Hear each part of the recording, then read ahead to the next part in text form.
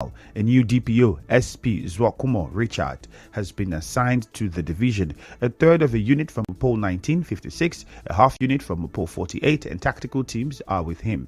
The new DPO has been tasked with a thorough search of the area, the arrest of culprits responsible for the death of the former DPO, and the recovery of the body and location of any operational weapons used. She said the operation will continue while the investigation continues. Yesterday, Rivers State Governor Siminalayi Fubara charged security agencies in the state to identify the killers of late SP Bako Angbashim. The governor said this shortly after the Emergency Security Council meeting in Government House. The governor expressed confidence in the ability of security agencies to arrest the culprits.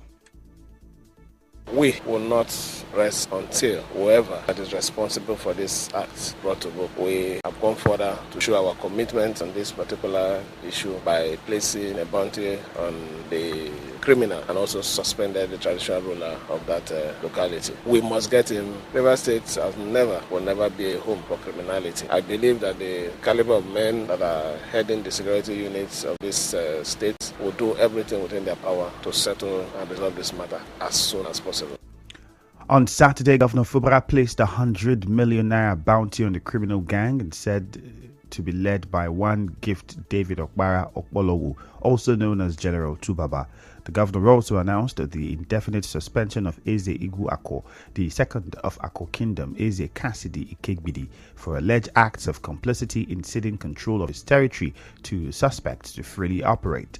Governor Fubara assured everyone that his government would do everything to hunt down David and his gang and bring them to justice. While condoling with the family of SP Bako and the police command for the loss, Governor Fubara promised not to allow his family to suffer the pain of his death. Also, the Acting Inspector General of Police, Kayode Egbetokun, has ordered an immediate investigation, arrest and prosecution of the culprits who killed the DPO. In a statement by the Force Public Relations Officer, ACP Olumiyiwa Adejobi, the IGP said the killing is not only an affront to national status, but also a reflection of a lack of patriotism and gross illegality. The IGP said the act would not be taken with levity. Still on this, a security expert, Efe Wanogo, has warned that any delay in bringing the killers of the SP Angbashim to justice could worsen insecurity in the state. Mr. Wanogo said this in an interview with correspondent Emeka Otuka. It's very condemnable. It is something that should not be tolerated, otherwise it becomes a norm. The perpetrators must be quickly brought to justice. Any delay will put every other security operative in the state at risk, because you now embolden non-state actors to be able to attack state actors who have the coercive powers of state. The police is the primary law and order agency, and if some hoodlums can do this to a divisional police officer of such a standing, is just killed like that. No, it's not acceptable. I believe that a very swift justice would have to happen. They should partner with other security agencies as quickly as is possible and do a proper raid. These guys are not ghosts. Mr. Wanogo also called for a thorough investigation of the officers involved in the operation that led to DPO's death to determine if there was any compromise. For this to have happened, it is likely that there must be some degree of compromise. Whether you say with regard to the nature of the operation, whether you say information was leaked, a proper investigation would have to be done and find out if there was a leak from the division itself. As far as the Yahoda police division is concerned, but they cannot go unpunished. The perpetrators of the crime must be brought to justice, and it must be swift. If it is not swift, no other policeman who deployed to that area will be able to do his job. Even the other security agents in that area. Rivers State has not witnessed such a scenario happening for a very long time. We must not allow it to take roots, otherwise we will include further groups. Moving on, the chairman of Anthony Local Government Area of Rivers State, Erastus Awotu, says peace has been restored in Ikuru Town. Recall that youths and chiefs of Ikuru Town have been at loggerheads over allegations that the traditional institution hijacked jobs from an oil company meant for the youths in the area. Speaking to newsmen after a closed-door meeting with the chiefs and the company Green Energies, the Anthony Council chairman said the jobs allotted to the youths were different from the ones allotted to the chiefs. The company was able to say that the chiefs actually didn't hijack the slots, but that they made provisions for the chiefs to bring some people for employment. We thank God that nothing happened in the community. The operators of the joint venture didn't manage the information well. If you promise the youth employment and you promise the chiefs employment, you're also entitled to fill in. And you now merge two of them and pass it out as though the slots promises were given to the chiefs, thereby causing friction. The Andoni Council chairman, however, cautioned multinational corporations operating in communities to shun divide and rule attitudes. Also speaking, chairman of Ikuru Town Council of Chiefs, Davis Ikanya, thanked the Andoni chairman for initiating peace in the community. I want to thank the chairman and his council for calling us to hear from us and for calling the company also to hear from the company. We've been able to tell chairman there is no truth in all the allegations. No chief went to Green Energy to remove any list. And if Green Energy agreed with them for the number of slots, they did not also relate to the Council of Chiefs. So our appeal to the youths to sheath their sword, so the youth should not take laws into their hands. An APC chieftain in Rivers State, Mike Nwealagi, has hailed the verdict of the Presidential Elections Tribunal, which affirmed the victory of President Bola Tinubu in the February 25 presidential election. Dr. Nwealagi, who is the chairman, Board of Trustees of Hydrocarbon Pollution Remediation Project, HYPREP, in a statement by his media team, commended the 5-member panel of the tribunal for upholding justice and resisting any form of intimidation. He appealed to all Nigerians at home and in diaspora to support the mandate of President Bola Tinubu because he will work to accomplish his electioneering promises. He also said that by the judgment, the tribunal has made a notable contribution by not only rejecting intimidation but looking at the law objectively. Recall that last Wednesday, the 5-member panel, presided over by Justice Haruna Samani, delivered a unanimous judgment dismissing petitions contesting the victory of President Tinubu.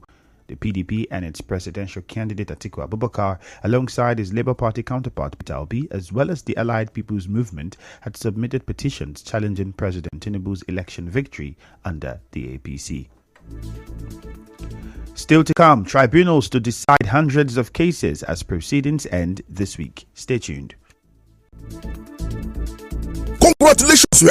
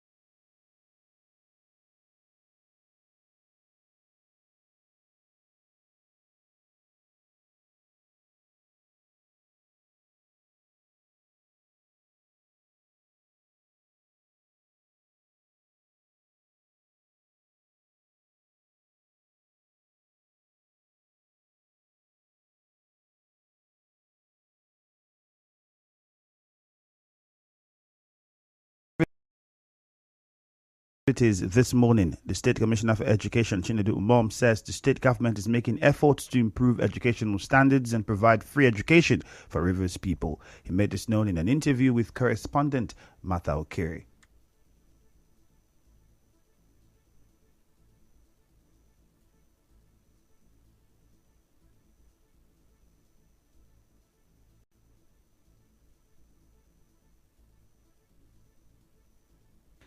Professor Umom said that funds have been released for the renovation and reconstruction of various government secondary schools in the state.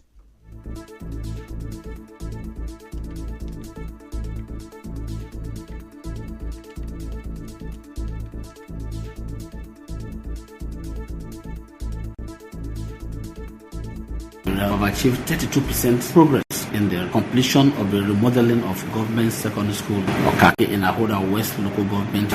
We have within this 100 days released funds for the completion of renovation community secondary school Precon. The job is about 93% completed. Government secondary school Poroma in Tai was awarded by the previous administration and mobilization was given. The government of Kubra has released the outstanding balance to the contractor.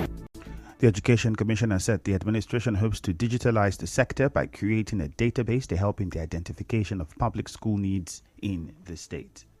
We are also in the process of digitizing the data or information base of our education sector, so that at the click of a button, we're going to get every information we need. We are trying to see how we can start by mapping where these our public schools are located. By the time we're done with this mapping, we'll be able to have just at a glance where our schools located. Schools and know the areas that are not properly covered. That children will have minimum distance commuting to school every day.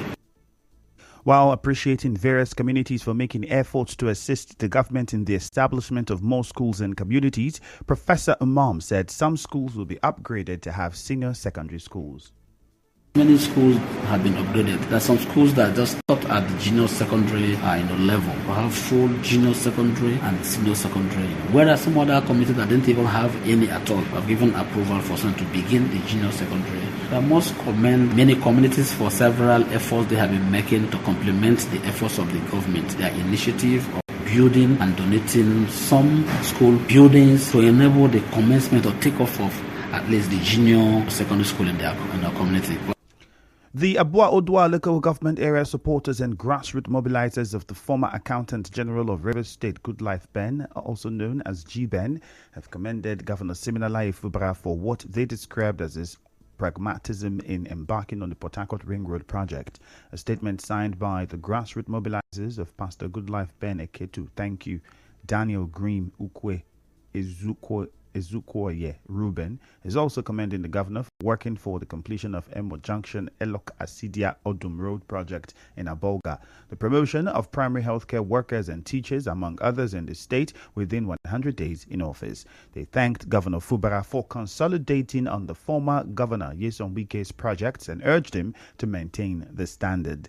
This statement said the people of Abua Odua described the former Accountant General of the state, Pastor G-Ben, as one of the PDP stalwarts in the state who is ready to serve the Fubara-led administration in any capacity if called upon.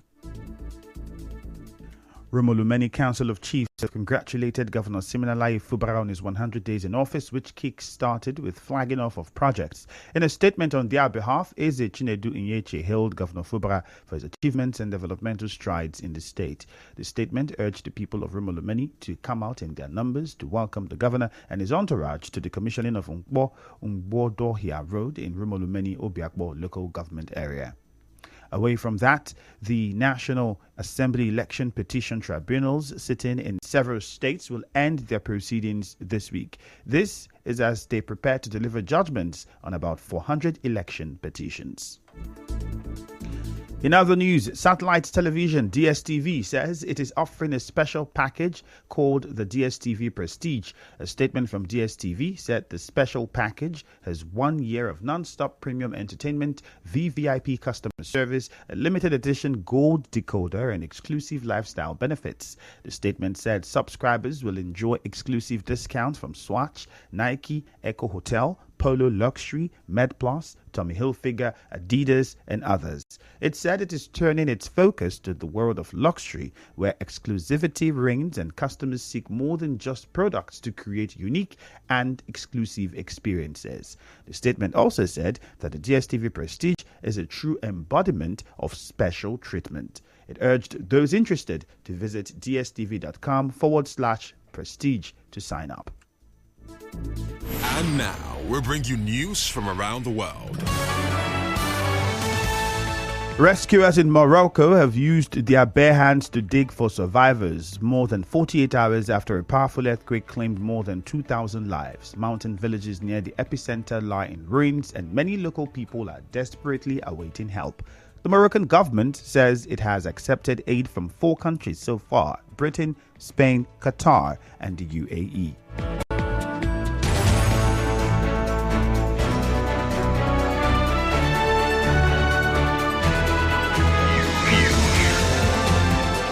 On the news this morning, you heard that the police say they are interrogating the 6 arrested suspects over the killing of the DPO in Rivers State. Outer East local government area now has a new DPO. Andoni Council chairman has waded into the conflict in Ikuru town. Tribunals are set to decide over 400 cases as proceedings end this week. On the foreign scene, rescuers in Morocco are digging with bare hands for survivors days after earthquake.